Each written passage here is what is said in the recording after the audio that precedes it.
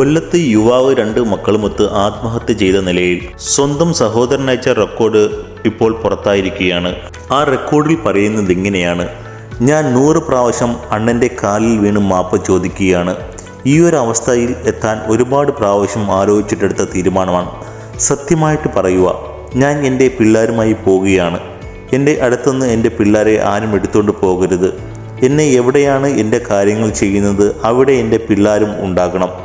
ആരും എന്നെ മാറ്റിയിട്ട് എൻ്റെ പിള്ളേരെ എടുത്തുകൊണ്ട് പോകാൻ സമ്മതിക്കരുത്. അത് ഇനി ഇത് വന്നാലും അണ്ണൻ സമ്മതിക്കരുത്. എനിക്ക് എൻ്റെ പിള്ളേരും ഞാനും മാത്രമേ ഉള്ളൂ. പിന്നെ എനിക്ക് എന്തെങ്കിലും ശേഷക്രിയകൾ ചെയ്യേണ്ടത് എനിക്കും എൻ്റെ പിള്ളേർക്കും അണ്ണനേ ഉള്ളൂ. അളിയനുമായിട്ട് ആലോചിച്ച് എന്ത് ശേഷക്രിയ വേണമെങ്കിലും ചെയ്യണം.